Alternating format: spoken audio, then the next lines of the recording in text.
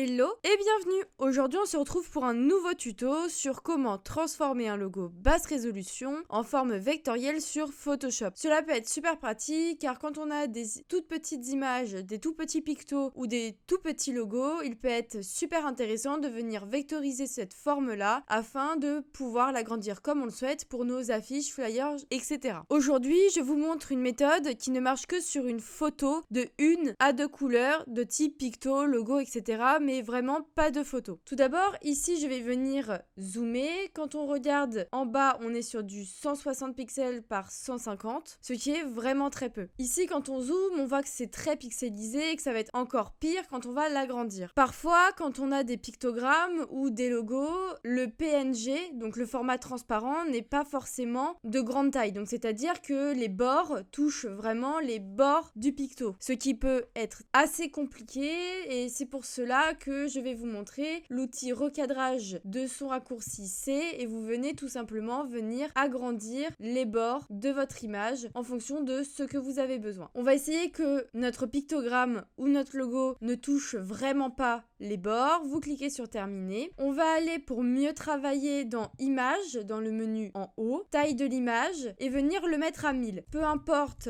votre agrandissement, ici on vient tout simplement venir changer la taille de notre image afin de mieux travailler. Mais vous inquiétez pas, la forme vectorielle, vous pourrez l'agrandir ou la rétrécir à vos souhaits. Maintenant qu'on a fait ça, je préfère travailler en noir et blanc, donc on va aller sur nos effets de calque, couleur unie, sélectionner le blanc juste ici, cliquer sur OK, le passer en dessous avec un drag and drop et les fusionner. Donc pour cela, vous appuyez sur votre calque de fond uni, vous appuyez sur majuscule et vous rappuyez sur votre calque de pouce. Vous faites ensuite fusionner les calques avec un clic droit. Maintenant que nous avons notre calque en noir et en blanc, je vais venir adoucir les bords et donc les traits. Pour cela, on va aller dans filtre en haut, flou et flou gaussien. Vous changez en fonction de si vous voulez plus ou moins quelque chose. Ici, je trouve qu'on n'était pas trop mal vers 5, comme ceci. Vous cliquez sur OK et ensuite nous allons tout réaffirmer avec notre calque puis courbe. Les courbes, vous venez vers le milieu les mettre et vous voyez tout rapidement se remet correctement. Je vous conseille de laisser vraiment un espace car ici ce n'est pas très propre. Maintenant qu'on est bon, vous cliquez sur votre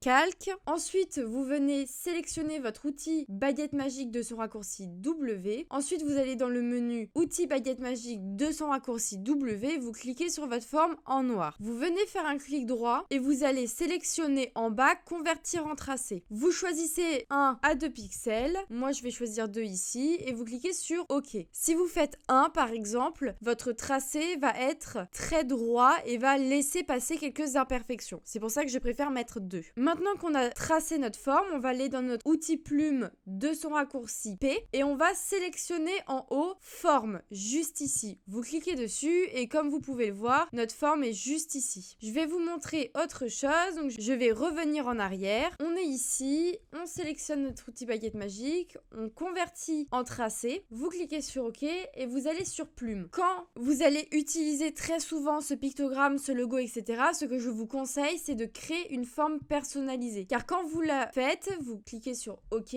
vous pouvez également la retrouver dans votre outil forme personnalisée de son raccourci U. Vous cliquez dessus et en haut, juste ici, vous pouvez sélectionner votre outil pouce. Vous cliquez dessus, hop, vous pouvez le mettre. Vous cliquez sur Maj pour bien garantir ses proportions et vous avez un outil pouce encore une fois. Maintenant, je vais revenir ici et je vais enlever mon calque. Maintenant, comme vous le voyez, ici c'est quasiment parfait. Il reste quelques imperfections sur le pouce. Pas de panique, vous revenez sur votre outil plume et vous pouvez changer avec option la forme de votre pouce pour qu'il ait quelque chose de beaucoup plus correct. Hop, vous pouvez cliquer sur oui et vous pouvez venir changer comme ça la forme de votre pouce grâce à l'outil plume. Vous pouvez revenir en arrière et désélectionner tout ça et vous voyez on a un résultat quand même vraiment pas mal. C'est la fin de cette vidéo. Si vous voulez me proposer certains questionnements ou problèmes que vous avez, n'hésitez pas. On se retrouve demain à 18h comme d'habitude pour un nouveau tuto. À bientôt.